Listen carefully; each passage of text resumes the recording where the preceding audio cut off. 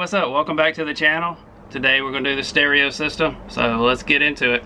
Alright, so what I decided to do is go with JL audio. It wasn't quite as popular on the internet and YouTube, so I figured I'd do something different for you guys. So the reason I went with the Media Master 50 is because it outputs power and you don't have to have an amplifier for all the channels. So my inside speakers aren't on the amplifier. I'll show you that in just a second. And the reason I'm doing that is to conserve power.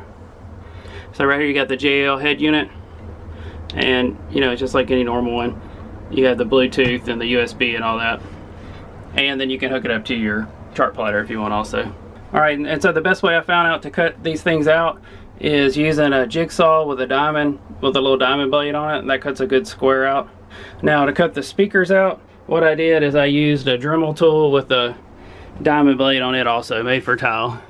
So here's one of the speakers I cut out here, and they also have lights in them. I'm going to show you guys how to hook up the lights to the Poco Lumitech system in another episode. But I cut out a speaker there. And then up in the front, I knew the amplifier was going to get hot, so I left it up here. So I cut a speaker out there. And then I put the amplifier right here. And I ran all my wires down underneath right there. And you can access all that behind this refrigerator. Just take this off, and there's a huge compartment behind there where you can hide wires.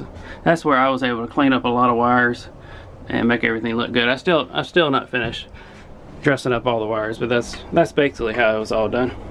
Alright, on the head unit, if you push the select button, you can see I set up 2 zones. So I have the zone 1 is going to be the inside, and then I have the zone 2 that's set up for the top speakers. The reason I did it like this is because I can still run my zone 1 and I can turn the amplifier off. I did run the remote wire over to the amplifier, so whenever you turn the radio off, it cuts off. But the problem is, if I'm at an extended stay and I want to have the radio on a lot, but I don't want that amplifier running all the time, so what I did is, I still gotta dress these wires up, so just wait on that. But I put me a switch right here. This is just for the amplifier, and so I cut the amplifier off completely and still run the radio. And for an extended stay or something, I had plenty of power that I can get. Alright, so I'm going to show you how I ran the wires inside the compartment up to the top. Okay, so I had to drop the 2 main panels down, and what I had to do is run the wire from up over here and come all the way around to the back here. And whenever I dropped my speakers down, I didn't have a lot of wire. I wish JL would give you just a little bit more wire. So what I did is I used 2 butt connectors here, and then I just used the jelly connectors on the light part. So you have your 2 speaker part here, audio part, and then you have your lights. These are all for your RGB lights that come out of it.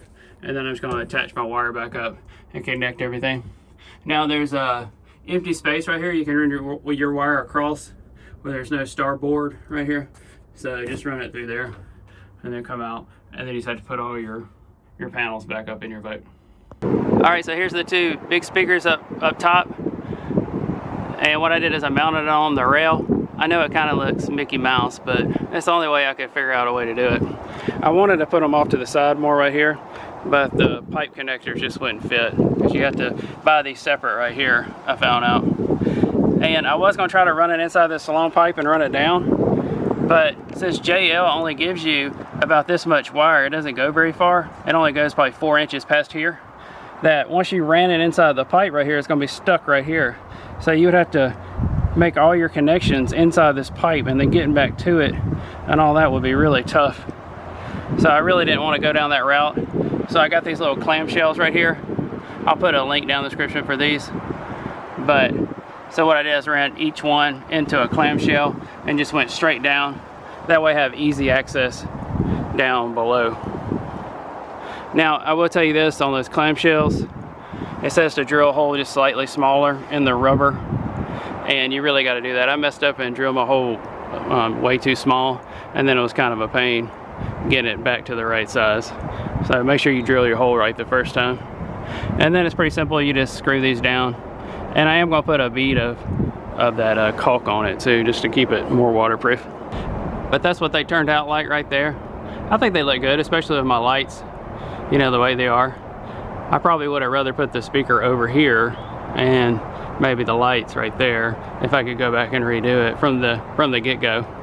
But the lights were installed from the factory, so I didn't have to do that. I think it sounds great. You know, the inside speakers need a little work. You know, they're the same speaker, basically the same brand, model and everything, but they don't have a back housing on them, so they do sound a little muffled. So I'm thinking about maybe trying to do like a little back box on them and see if that helps. The outside ones though, they sound great and they're super loud. They sound amazing. But you can see I cut a hole out here for this speaker, and like I said, I just used a Dremel tool, made my waterproof connections around my speaker wires and all that. Alright, so that's about it. I know I'm summarizing these jobs for you guys, and I'm already have most of the work done, or pretty much all the work done when I show you what I'm doing.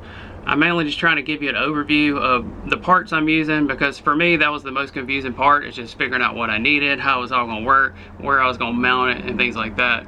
Now the running the wires and all that kind of stuff takes a long time. You got to take stuff down, take these roof panels down, run the wires behind everything, make everything waterproof, make sure it's all connected you know, perfectly.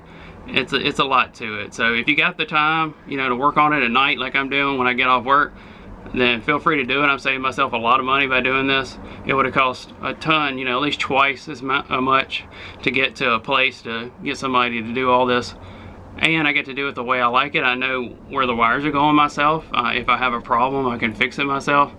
It may not be perfect to the guys that do it every single day, but at least this way I know if I have a problem that I can fix it and where the wires are going to go and things like that. Don't forget to get some extra fuses and things like that on your boat. You're always going to need them, of course. If something blows or you get a short in your wire, you will want to fix that with a separate fuse and everything, because they do blow sometimes. But I appreciate everybody. If you would like and subscribe. My channel's grown a little bit. I'm almost at 100 subscribers now, so I really appreciate you guys, and hopefully we can continue. And in the next video, I'm going to show you how to put the lights on, so actually better control them through your phone, your chart plotter, all through that Poco system I already have in here. They make a separate part just to control the JL audio lights. Alright guys, thanks for watching.